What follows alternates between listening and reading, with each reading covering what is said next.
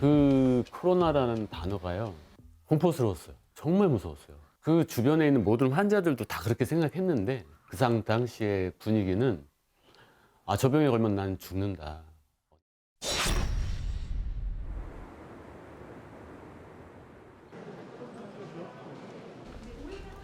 어느덧 병원 내 마스크도 자율화가 됐지만 호흡기가 약한 김웅 씨에겐 빼놓을 수 없는 필수품입니다. 지금 막 걸어왔는데 터미널에서 좀 호흡이 좀 지금 고르지 못해서 숨이 조금 차긴 해요. 그래서 말을 하기에 조금 답답한데. 취약한 목 건강을 위해 수건도 꼭 감싸는데요. 평소에도 그게 다 완치가 안 된 건지는 모르겠는데 그게 이제 나기는 해요. 자기 전에 아니면 가끔 이제 활동할 때. 언제부터 그러셨어요? 그때는 이제 코로나 걸리고 나서부터 계속 그랬죠. 코로나19 완치 판정을 받은 지 1년이 넘었지만 여전히 병원에선 경과를 관찰합니다. 어떻게 지내셨어? 체중이 좀 늘었나 보다. 체중도 이제 조금씩 늘고 있고요.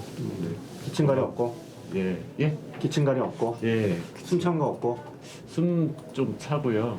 근데 이게 숨 차고 기침 나는 거는 전보다 이렇게 좀 좋아질 줄 알았는데. 그 옛날에 그 코로나는 기억나죠? 7, 8개월 고생했잖아. 네. 그 흔적이 아직 좀 남아있어요. 직장을 다시 나가볼까 하고 했는데. 보통 열흘 전후로 증상이 호전되는 코로나19. 하지만 이렇게 수개월간 증상이 지속되는 경우가 있습니다. 감기를 한 달 정도 알았어요. 바로 만성 코로나19 증후군 또는 롱 코비드입니다. 만성 코로나19 증후군이란 진단 이후 3개월 이상 증상이 지속되며 다른 대체 진단으로 설명이 불가능한 증상 및 징후를 말하는데요. 뇌기능 저하와 후각 상실, 기침과 호흡 곤란을 비롯해 다양한 증상을 보일 수 있습니다. 김웅 씨는 특히 기침과 호흡 곤란의 증상을 겪는 중입니다. 이 환자분의 코로나 수치인데요. 여기 날짜를 보면은 7개월 사이에 코로나 수치인데요. 어떻게 따지냐면 25가 넘어가면 그 바이러스가 더 이상 살아있지 않고 죽은 애들이라고 얘기하고요. 20에서 아래로 떨어질수록, 그러니까 15, 10 이렇게 떨어질수록 점점 바이러스가 살아있는 바이러스라고 얘기하거든요. 처음 코로나19 감염이 확인된 2022년 4월부터 그해 11월까지 무려 7개월간 코로나19 바이러스와 사투를 벌이며 몸에도 무리가 오게 된 건데요.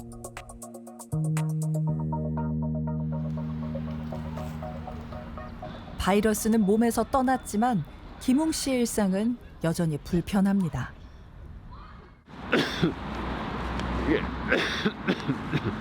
이게 찬바람을 마시면 계속 찬바람을 마시면 기침이 계속 나와요. 네. 평상시에는 목도리, 장갑, 그리고 털신, 그리고 모자. 오늘도 모자를 안 썼는데 요즘 날씨가 따뜻해서. 근데 항상 그건 이제 구비하고. 반려견 보리와 함께하는 산책 외에는 야외 활동이 거의 없다는 김웅 씨. 직장으로의 복귀도 더뎌지고 있어 코로나19 이전의 일상이 그립기만 합니다. 코로나가 시작되기 바로 한 달 전 이제 아이들하고 가족 여행을 결혼기념일 해가지고 갔었어요. 그 이후에는 해외여행을 못 갔어요. 이제 여행 자체를 못 갔어요. 아이들하고 여행 가는 게 지금 꿈인데. 키 182cm, 몸무게 84kg의 건장한 영어 교사였던 김웅 씨.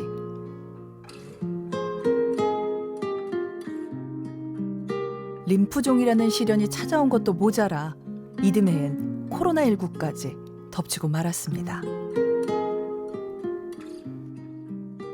이렇게 기저질환으로 암을 가지고 있는 사람들, 특히 혈액질환을 가지고 있는 사람들, 그중에 이렇게 림프종이라는 항암 치료를 반복해서 3, 4주에 한 번씩 해야 되는 사람들은 그 암 치료를 계속하는 중에 코로나가 해결되지 않는 거죠. 보통 한 일주일 열을 치료하고 감기처럼 앓고 털털 좋아지는 게 아니고 한 3, 4개월 이상 계속 이 바이러스랑 같이 사람이 살고 있고 이 바이러스가 몸에서 없어지지 않는 거예요. 림프계는 우리 몸의 면역 기능을 담당합니다. 인체에 세균이나 바이러스가 침입하면 림프관을 따라 움직이던 림프구가 즉시 출동해 맞서 싸우게 되는데요. 이 림프계 세포에 암이 발생한 게 바로 림프종입니다. 림프종 치료를 위해서는 림프구를 억제하는 약을 써야 하는데요. 하지만 림프구가 억제되면 우리 몸의 방어 체계가 무너져 바이러스에 대한 대항이 어려워집니다.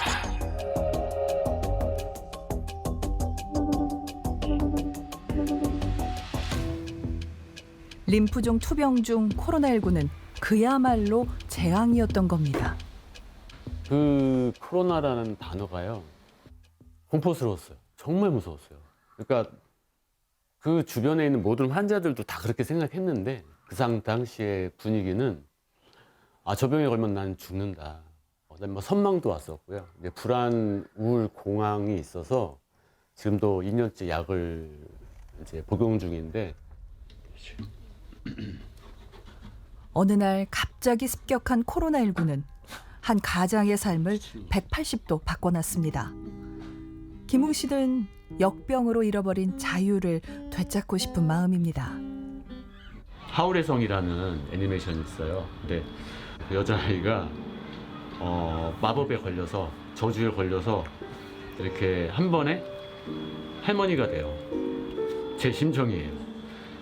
제가 청춘 같은 그런 젊음 같은 걸 갖고 있다가 갑자기 저주에 걸려서 코로나죠. 저주에 걸려서 이제 할아버지가 된 근육통도 오고 전신이 다 아프니까 저도 이제 저주를 풀기 위해서 조금씩 이렇게 나아가고 있거든요. 근데 앞으로 미래에 정말 또 다른 무서운 질병이 나타난다고 하면 그때는 또 더 강해져 있는 제가 될지 아니면 또 두려워 떨지 그건 저도 좀 확실하진 않아요. 근데 역사적으로 보면은 이렇게 큰 팬데믹이 있었잖아요, 분명히. 근데 이거는 또 인류가 극복을 해왔단 말이에요. 어떤 것들이 있었는지 한번 좀 살펴볼까요? 우리 인류 역사에 큰 영향을 끼친 팬데믹에 두 가지가 있었어요. 페스트라고 흑사병이 있었고 예. 약 100년 전에 스페인 독감이라고 있었습니다. 예. 페스트는 14세기에 유럽에서 유행했고 100년 전 스페인 독감은 전 세계를 강타했었습니다. 미국 시애틀 같은 경우에서는 대중교통 탈 때 마스크를 안 타면 탈 수가 없었고요. 또 지금 우리 코로나 때 했던 것처럼 사회적 거리두기 했었고요. 노출자가 있잖아요. 그럼 노출자를 격리하는 이런 정책들을 열심히 해서 1년도 안 돼서 전 세계적으로 어느 정도 종식이 됐었습니다. 아니 그러면은 1년 만에 그럼 스페인 독감이 기세가 꺾인 건데 사실 코로나19는 아직까지도 남아 있잖아요. 뭐 종식 선언이 됐다고는 하지만 왜 그런 걸까요? 약 100년 전 얘기하고 좀 비교를 해보면 그때보다 달라진 거는 인구가 늘은 거죠. 인구 밀도도 늘었고요. 그러니까 그때 당시 전 세계 인구가 한 20억이 안 됐을 거거든요. 지금은 한 80억, 90억쯤 되잖아요. 네네. 그때로 치면 전 세계를 한 바퀴 도는데 한 2, 3개월 걸렸을 텐데 지금은 2, 3일이면 전 세계를 한 바퀴 돌 수 있잖아요. 그러니까 네. 그만큼 전 세계와 왕래가 빨리 되고 있다는 것이 코로나가 빨리 퍼지고 오래 가고 이런 것들이 있을 수 있는 거죠. 바이러스는 어떤 특징이 있냐면 특히 독감 바이러스는 사람은 사람끼리, 동물은 동물끼리 바이러스가 유행해요. 그거를 종간 벽이 있다고 얘기하는데 영어로는 스피시스 베리어가 있다고 하는데 이게 섞이지 않습니다, 잘. 아주 100년에 한 번, 200년에 한 번 섞일 수밖에 없는데 지금은 동물에 사는 공간을 자꾸만 침범하고 있기 때문에 그 곳을 침범하다 보니까 동물이 약간 만나는 거예요, 사람이. 이 바이러스가 똑똑해지면서 섞이는 거예요. 그런 문제가 있으니까 이 환경 문제 매우 중요한 문제고요. 그다음에 건강한 사람들이 계속 오래 살면 좋겠는데 나이 드신 분들도 암 환자도 아픈 사람도 오래 사는 거예요. 그러면 이 사람들이 그냥 건강하게 오래 사는 것이 아니고 아픈 상태로 오래 살고 아프면 병원에 가고 그 코로나 치료를 받고 그리고 또 생존에 살잖아요. 그러니까 계속 우리 주위에 코로나가 남아 있는 거예요. 근데 진짜 이런 말씀 들어보니까는 한창 코로나19 유행할 때는 많이 힘드셨을 것 같아요. 네, 그렇죠. 미지의 병에 대한 의료진의 공포감도 같이 있었어요. 환자를 한 시간에 한 10명 보던 의사가 옷을 매번 갈아입어야 되니까. 그걸 예, 매번 갈아입은 환자마다 거예요? 갈아입어야 되니까. 예. 몰랐어요. 호흡기 질환 환자가 오면 코로나가 의심되고 갈아입어야 되니까 이게 한 시간에 2~3명밖에 못 보게 되니까 혼란이 계속 오는 거죠. 그러다 보니까 코로나 환자를 보면서 서로 의료진끼리 부딪히고 환자의 환경에 방호복이 닿으면서 방호복이 오염이 되고 근데 그 오염이 될 때 내성균이나 세균들로 오염이 되는 거죠. 그것이 다시 환자의 침상 또 다른 환경에 오염이 되면서 내성균이 점점 이렇게 퍼져나가는 거죠. 항생제 내성균이요. 예. 아니, 이 항생제 내성균하고 코로나19하고 연관이 있는 거예요? 코로나를 예를 들면 코로나는 우리 1년 동안 치료약이 없었어요. 그런데 코로나 환자가 병원에 입원해서 상태가 막 나빠지는데 엑스레이를 찍어보면은 폐렴이 생겨 있어요. 그 사람이 폐렴이 생기면 항생제를 줄 거냐 말 거냐 고민하는데 이 사람이 폐렴의 원인이 뭔지 몰라요, 우리가. 코로나 폐렴이 의심되지만 코로나 약은 없고 2차성 세균성 합병증이 생겨서 환자가 나빠지면 돌아가시는 거기 때문에 항생제를 사용할 수밖에 없는 거죠. 경험적으로 항생제를 사용하게 되는 거고 실제로 코로나19가 유행하는 이 3~4년 동안에 항생제 사용량이 아주 급격히 늘었죠. 그게 이제 어떤 사람의 생각으로 치면 항생제 오남용일 수 있는데 그렇게 항생제를 사용했기 때문에 환자들이 오래 잘 살았던 거일 수도 있거든요.